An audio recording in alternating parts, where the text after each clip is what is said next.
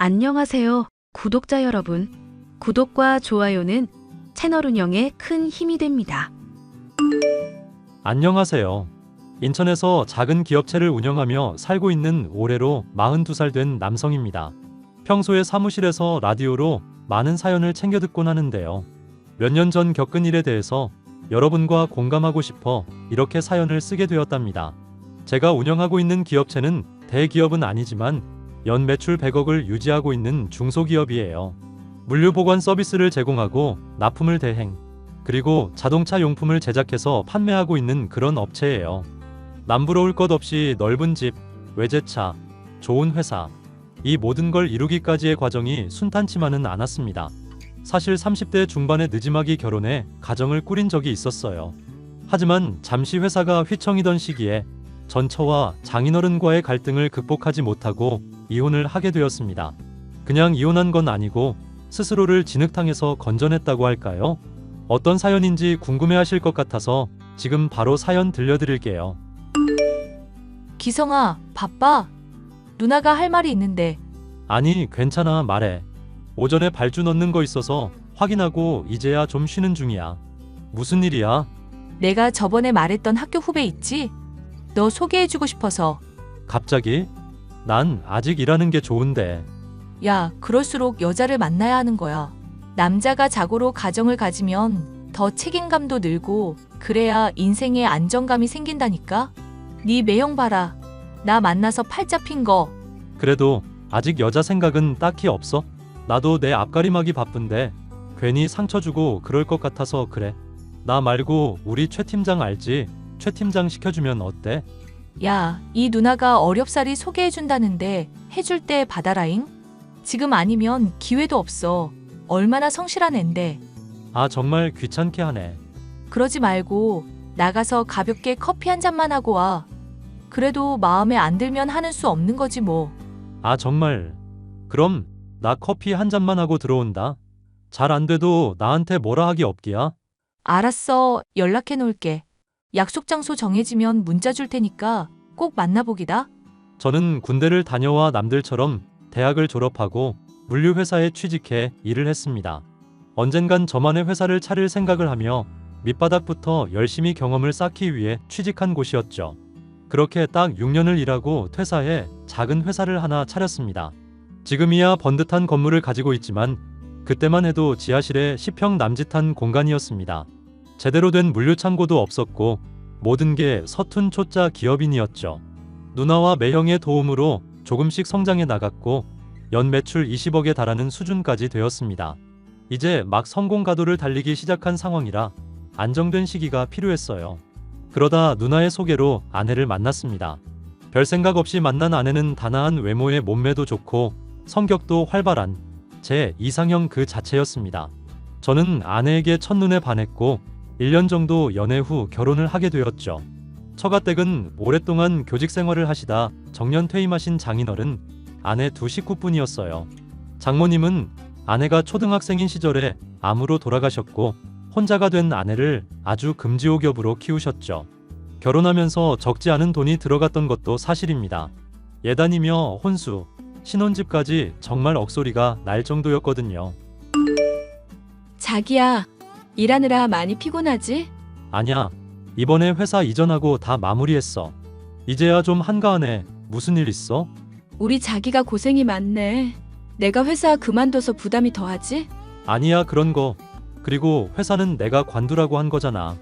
내가 벌 만큼 벌고 당신 하나쯤은 먹여 살릴 수 있으니까. 난 당신이 고생하면서 사는 거 싫어. 내 생각해주는 건 역시 우리 남편뿐이네. 다름이 아니라 할 말이 있어서. 뭔데? 말해봐. 내가 직장 다닐 땐 아빠 용돈도 드리고 했는데 회사 그만두면서 못 드리고 있거든. 아빠가 교직 생활 오래 했어도 나 키우느라 딱히 모으신 것도 없고 이번에 결혼하면서 큰돈 들어가고 집장만 하신다고 다 거기에 올인하셔서 좀 힘드신가 봐. 아, 그랬구나. 내가 뭘 어떻게 해주면 될까? 그래서 말인데 우리 아빠 용돈을 좀 드리면 안 될까? 이런 말 하는 것도 염치 없지만 부탁할게. 아니야, 그럴 수 있지. 얼마 드리면 되는데? 한 달에 150만 원 정도면 될 것 같아. 고혈압 있으셔서 경비 일도 그만두시고 일자리도 없으신가 봐. 그나마 연금 조금 나오는 거. 그거에 용돈 보태면 혼자 사는데 지장은 없으실 것 같거든? 내가 여유가 있으니까 당연히 도와드려야지. 내가 매달 초에 장인어른 계좌로 보내드릴게. 걱정하지 마. 진짜? 너무 고마워. 내가 내줄 열심히 할게. 솔직히 처음에는 이해가 가질 않았습니다. 결혼하면서 현금 예단을 안 드린 것도 아니고 교직에 오래 계셨다 보니까 손님들도 많았거든요. 축의금도 꽤나 들어왔을 건데 여유가 없으시다고 하니 조금 이상하긴 했거든요. 그런데 제가 안 해보고 회사를 관두라고 하고 어찌 보면 수입원을 끊어버렸기 때문에 제가 마땅히 해드려야겠다고 생각했어요. 저도 부모님이 어려서 돌아가셨는데 다행히 남겨주신 유산으로 큰 어려움 없이 살고 있었거든요. 장인어른을 진짜 아버지처럼 잘 대해드리고 싶은 마음도 있었습니다. 그리고 아내는 회사를 관두고 필라테스, 요가 등 운동을 하며 자기 시간을 보내게 되었어요. 하고 싶던 취미 활동도 마음껏 하게 해주었고 한도가 3천만 원 정도 되는 카드를 주고 편히 쓰라고 일러두기도 했죠. 그런데 제 큰 오산이었습니다. 아내는 백화점 쇼핑을 즐겨 하게 되면서 온갖 명품을 사들이기 시작했습니다. 마음껏 쓰라고 준 카드이긴 했지만 과소비하는 날도 많았습니다. 마치 고양이한테 생선을 맡겨놓았달까요? 하지만 아내를 사랑하는 마음이 컸고 얼마를 쓰든 간에 감당할 수 있는 수준이어서 그러려니 했습니다. 자기야, 이번 달 카드값이 900만 원인데 이번에는 뭐 산 거야? 아, 그거? 이번에 시사 신상백 하나 사고 화장품 떨어져서 세트로 사고 친구들 만나서 호캉스도 다녀왔잖아. 그래서 조금 나왔을 거야. 왜? 아니, 쓰는 건 뭐라 안 하는데 그래도 조금 줄여야 할 것 같아서. 왜? 내가 너무 많이 써? 자기 요즘 회사 힘들어? 아니, 그런 건 아닌데 적당히 쓸 필요가 있다고. 솔직히 900만 원이 적은 금액은 아니잖아. 그래서 지금 내가 과소비한다는 거야? 당신이 마음껏 편히 쓰라며. 그래, 그랬지. 근데 그것도 정도껏이라 이거야. 못하게 하는 게 아니라 적당히. 우리가 재벌도 아니고 한 달에 900만 원은 좀 심했지. 나도 펑펑 써도 200~300만 원인걸? 아, 알았어. 안 쓰면 될 거 아냐. 거참 되게 빡빡하게 구네. 누가 보면 내가 재산 거덜내는 줄 알겠어. 그렇게 느꼈다면 미안해. 요즘 장인어른은 연락이 잘 안 되던데 무슨 일 있으신 거야? 아, 아빠? 해외 다니시느라 정신없으시지. 해외? 와, 여행도 다니시고 좋다. 우리보다 젊게 사시네. 모임에서 만난 친구들이랑 골프 원정도 가고 그러던데? 우리 아빠 나보다 더 나아. 나는 그래도 여행은 안 다니잖아. 자기도 시간 되면 친구들이랑 여행도 가고 그래. 나야 사업이 아직 안정된 게 아니라서 좀 그렇지만 우리도 기회 봐서 같이 여행 가자. 정말? 친구들이랑 가도 돼? 안 그래도 이번에 유럽 가자고 그러던데. 나는 가야 하나 말아야 하나 고민했거든. 고민할 게 뭐 있어. 그리고 지난번에 장인어른이 큰돈 필요하시다고 하셨거든. 나중에 되돌려 주실 돈이라고 하시면서. 투자? 그건 처음 듣는데? 매번 고맙네. 자기 안 만났으면 어떻게 살았나 몰라. 이렇게 잘 살면 됐지 뭐. 필요한 거 있으시면 언제든지 말씀 달라고 해. 이따 퇴근하고 봐. 그렇게 평범한 나날을 보내던 어느 날 저에게 검은 먹구름이 들이오기 시작했습니다. 코로나의 여파로 제가 하던 사업에 차질이 생겼고 고스란히 매출에 타격이 가해지더라고요. 매출 규모가 눈에 띄게 줄어든 것은 물론 코로나의 여파로 해외로 물품을 수출 수입하는 과정이 까다로워진 것도 있고 저와 계약했던 업체들이 줄줄이 폐업하거나 잠정적인 업무 중단을 선언하면서 그대로 저도 큰 피해를 입게 된 겁니다. 사업의 규모를 벌려보고자 창고 부지를 매입하면서 거액의 돈을 쓴 상태여서 재정적인 상태가 말이 아니었죠. 새로운 투자처를 구하러 수소문했지만 회사 형편은 도무지 나아질 기미가 보이질 않았습니다. 회사 직원 15명 중 절반이나 인원 감축을 해야 했고 그마저도 월급을 지급하기 빠듯한 정말 최악의 상황이었습니다. 결국 경영난으로 대출금을 갚지 못하고 계약이 파기된 사업권은 위약금도 지불해야 했기에 죽고 싶을 정도로 힘들었어요. 그런 와중에 아내와 장인어른은 제 속을 아는지 모르는지 여전히 지나친 사치를 부리고 계셨습니다. 욕먹을 거 알지만 아내가 쓰던 카드를 정지시켰고 일정 금액을 정해 생활해야 할 정도로 빠듯해졌어요. 그러자 아내와 장인어른은 태도가 급변해 저를 매일같이 닥달해댔습니다. 회사까지 찾아와 돈을 달라고 요구하거나 툭하면 이것 좀 사달라 저것 좀 사달라 해대는 통에 업무에 차질이 생길 정도였죠. 여보, 나 돈 좀 줘. 그리고 왜 하루 종일 연락이 안 되는 거야? 회사에 있어야 할 사람이 어디 간 거야? 지금 회사 상황이 어떤지 알잖아. 계속 투자처 알아보고 떠벌려 놓은 일 해결하러 다니지. 아니, 미치겠네. 내가 오늘 얼마나 쪽팔렸는지 알아? 무슨 일인데? 내가 오늘 백 하나 사려고 갔더니만 카드 결제가 안 되네. 자기가 지난번에 정지시킨 거 말고 다른 카드도 그렇고 한도만 낮춰서 다시 주면 안 돼? 지금 그렇게 여유 부릴 상황이 못 돼.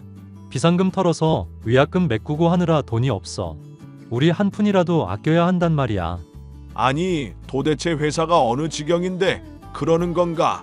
우리 딸이 얼마나 속상했으면 회사까지 찾아가. 도대체 이게 무슨 일이야? 몰라 아빠. 짜증나 죽겠다니까. 내가 백화점에서 쪽팔림 당한 거 생각하면 아주 수치스러워 죽겠어. 여보 미안해. 장인어른 지금 회사 사정이 조금 좋지 않아요. 코로나 여파가 크네요. 내가 자네 능력 보고 결혼시킨 건데 이런 순환을 겪게 하다니 자네한테 실망이 크네. 죄송합니다. 회사 운영하는데 이렇게까지 될 줄 몰랐습니다. 코로나라는 변수 때문에 저도 어쩌지 못하고 있어요. 하지만 반드시 빠른 시일 내로 회복하겠습니다. 믿고 기다려주세요. 내가 자네였으면 밤낮 없이 일해서 식구들 입에 풀칠이라도 시켰을 거야. 내 딸 어디 가서 기죽는 꼴 못 보네. 아 됐어 아빠 그만해. 안 그래도 짜증나는데 아빠까지 왜 그래? 여보 긴 말하지 말고 지금 한 300만 입금해줘. 나 그 백 꼭 사야 된단 말이야. 지금까지 내가 하는 말 뭐 들었어? 미안하지만 그렇게는 못하겠어. 나 지금 바쁘니까 집에 가서 봐. 뭐? 야. 가끔 보면 아내는 철이 없는 건지 개념이 없는 건지 헷갈릴 정도였어요.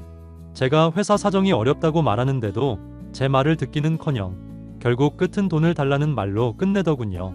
저 정말 힘들게 살았던 게 뭐냐면 제 밥값 아끼느라 편의점에서 삼각김밥 하나 사 먹는 게 전부였고 투자처 찾아다니며 식사 대접해 드리는 것 말고는 일절 쓰는 돈도 없었어요. 자동차 기름값 아까워서 기차, 버스 타고 다니고 심지어 휴대폰 요금제도 제일 금액이 적은 걸로 바꿨었습니다. 사람이 그렇게 없이 살아보니 살도 많이 빠지고 고생한다는 게 뭔지 알겠더라고요. 장인어른 말씀처럼 내 식구 굶어 죽으면 안 되겠다 싶어 야간에 물류센터에서 아르바이트도 했습니다. 하지만 아내나 장인어른은 제 수고로움을 아는지 모르는지 사치 부리기에 진심이었고 고생한다는 말 한마디도 없더군요. 그저 누나와 매형이 회사를 어떻게든 살려보려고 백방으로 노력하는 것 말고는 크게 위안이 되는 것도 없었습니다.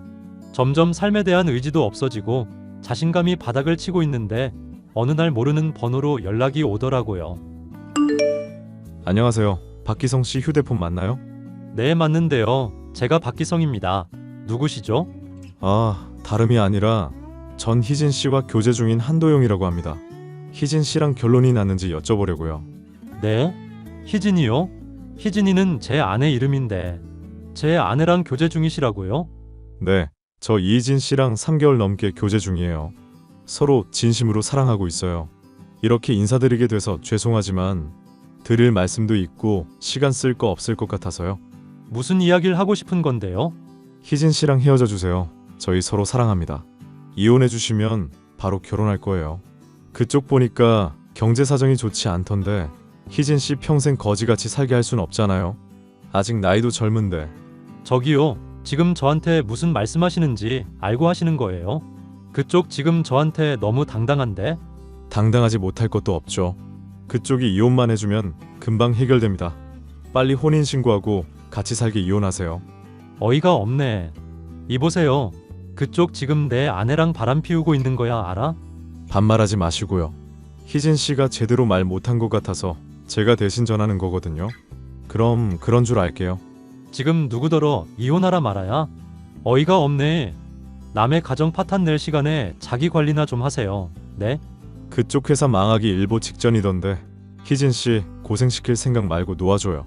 더 신사적으로 말해드리고 싶은데 제 성격이 그렇질 못해서요. 좋게 이야기하는 것도 여기까지입니다. 좋게 이야기 안 하면 어쩔 건데? 우선 아내한테 확인해 볼 테니까 당신은 신경 끄세요. 불륜남 주제 어따 대고 이래라 저래라야. 그러시던가요? 여보, 이게 뭐야? 한도용이라는 사람한테 연락 왔어. 아는 사람이야? 알면서 뭘 물어? 도영 씨가 자기한테 연락했네. 도영 씨? 어이없네. 저 사람이 하는 말로는 둘이 서로 사랑하는 사이라던데 맞아? 우리 둘이 그렇고 그런 사이야. 당신한텐 미리 말 못했는데 우리 이미 갈 때까지 갔어. 뭐? 당신 법적으로 남편이 있는 유부녀라고. 그런데 대놓고 바람을 피웠다고? 뭐가 그렇게 인정이 빨라? 왜 이렇게 당당한 건데? 구질구질하게 왜 이래? 그럼 당신처럼 능력 없는 사람이랑 평생 고생하면서 살라는 거야? 난 그렇게 못 살아. 내가 말했잖아. 금방 사정 좋아질 거라고. 내가 새벽 일도 하고 회사 살리려고 얼마나 개고생하고 있는데. 그런 나를 두고 바람이라니 이거 장인어른도 아시는 거야? 자네 너무 흥분하지 말게. 이왕 이렇게 된 거 말하지. 우리 딸이랑 이혼하게. 네? 지금 뭐라고 하셨습니까? 어떻게 이혼이라는 말이 이렇게 쉽게. 전 절대 이혼 못합니다. 부자는 망해도 3년을 간다던데 자네는 회생 불가더구먼. 내가 이미 알아볼 대로 다 알아봤어. 자네 예전처럼 회생하려면 좋게도 몇 년 이상인데 그 기간 동안 내 딸 개고생하는 거 나 못 보내. 그러니 더 늦기 전에 애도 없을 때 깔끔하게 헤어지게 알겠나? 어떻게 저한테 이러실 수 있으세요? 말귀를 못 알아먹는 건가? 사업한다는 사람이 이래도 되나? 내 단도 직입적으로 말하겠네. 부자 사위 새로 들여야 하니 곱게 이혼해주게. 이미 작정하셨군요. 알겠습니다. 이혼하겠습니다. 그런데 방금 하신 그 말 후회하게 해드리겠습니다. 뭐 협박이라도 하는 건가? 그럴 가능성은 낮아 보이니 뭐 해볼 테면 해보게. 그럼 빠른 시일 내로 서류에 도장 찍고 마무리 합세. 자네 사정이 딱하니 딱히 위자료는 안 받겠네. 수고하게. 내연남에게 연락이 온 걸 필두로 장인어른은 제게 이혼을 종용하셨고 저는 어이없는 상황에 멘탈이 무너지기 직전이었습니다. 아내를 사랑하는 마음이 컸던 만큼 배신감이 배로 커지더라고요. 믿을 수 없는 현실에 이대로 모든 걸 포기할까 싶었지만 그러면 그들에게 더 좋은 일 시키는 것 같았습니다. 우선 원하는 대로 이혼은 해주었습니다. 더 이상 제 인생이 그들과 함께할 수 없다는 걸 깨달았거든요. 뭐가 그리 좋은지 아내와 장인어른은 잘 살라는 비웃음 섞인 덕담까지 하더라고요. 저는 아내와 이혼을 계기로 그 누구보다 더 잘 살겠노라고 수백 수천 번 다짐하며 회사를 일으켜 세우기 위한 노력을 했습니다. 밤낮 없이 일하는 건 물론이거니와 잠까지 포기하며 계약을 위해 거의 전국을 떠돌다시피 했죠. 다행히 제 노력이 빛을 발했는지 여러 기업에서 연락을 주기 시작했고 예전보다는 아니지만 조금씩 회사 운영도 안정화되어 가고 있었죠. 그리고 정확히 2년 뒤 코로나도 어느 정도 완화되고 수출 제재가 해제되면서 제 사업에도 여러 길이 뚫리기 시작했습니다.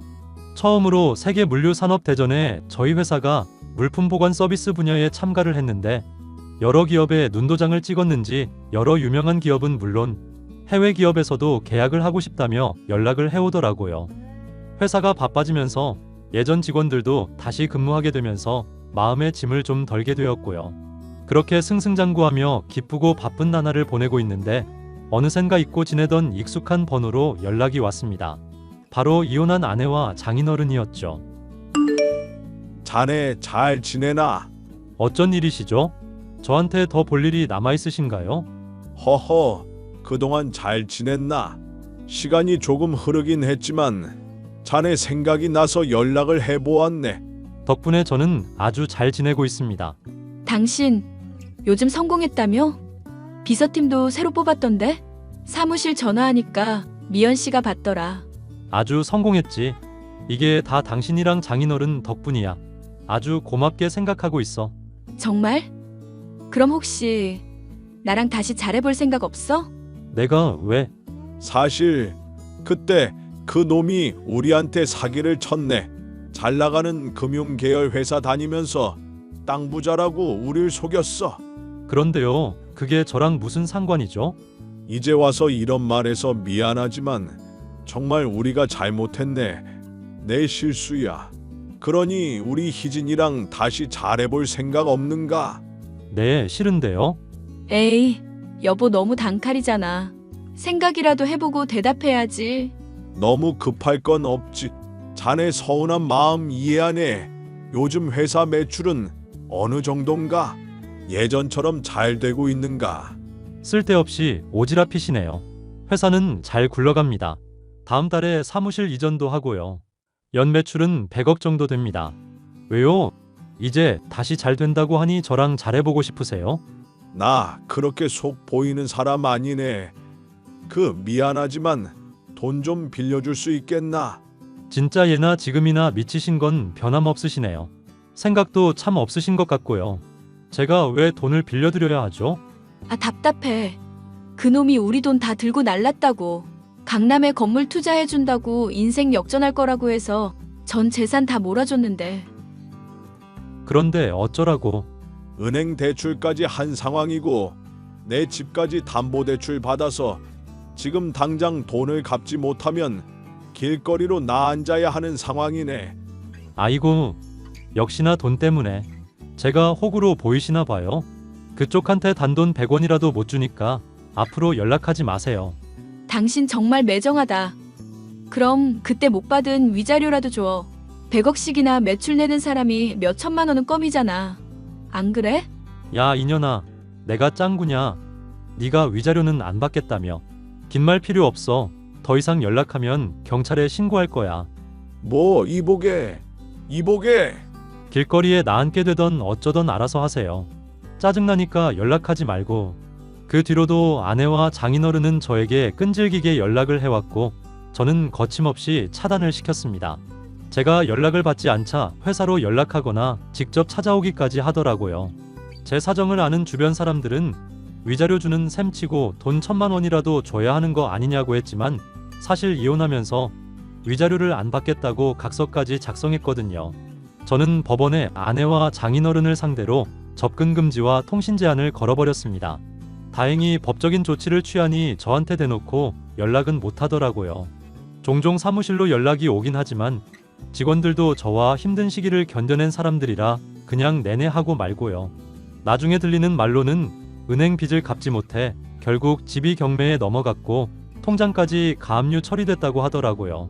장인어른은 늦은 나이에 일자리 구하는 것도 쉽지 않아서 어디 건물 청소 일을 하신다고 들었고 아내는 공장에 취직해 3교대로 근무하면서 받는 월급 족족 대출금 갚느라 허덕이고 있다고 하네요.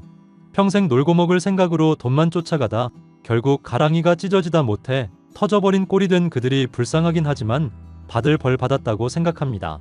제가 너무 가차없다고 생각하실 수 있겠지만 제가 정말 죽고 싶을 정도로 힘들 때 그들이 절 버린 것처럼 저도 그들을 버린 거예요. 그냥 그렇게 생각하려고요. 그리고 덕분에 결혼에 대한 생각은 싹 사라졌고 회사 일에만 몰두하며 살고 있습니다. 회사는 계속 승승장구하고 있고요. 사람이 살다 보면 셀 수 없이 수많은 크고 작은 위기가 닥친다고 합니다. 물 흐르듯이 흘러가는 경우도 있을 테고 저처럼 죽고 싶을 정도로 힘들다고 느끼는 순간들도 있을 테지요. 제가 이혼과 사업의 어려움을 겪으며 제일 중요하게 느낀 건 어려울 때 사람 버리는 거 아니다라는 겁니다. 희망과 행복의 씨앗은 어두울수록 더 빛을 발하게 되니까요. 힘들수록 서로를 보듬어주고 손잡고 앞으로 나아가다 보면 행복한 일이 펼쳐지지 않을까요? 제 긴 사연 들어주셔서 감사드리고 사연이 많이 공감되셨다면 댓글로 응원 한마디 부탁드립니다.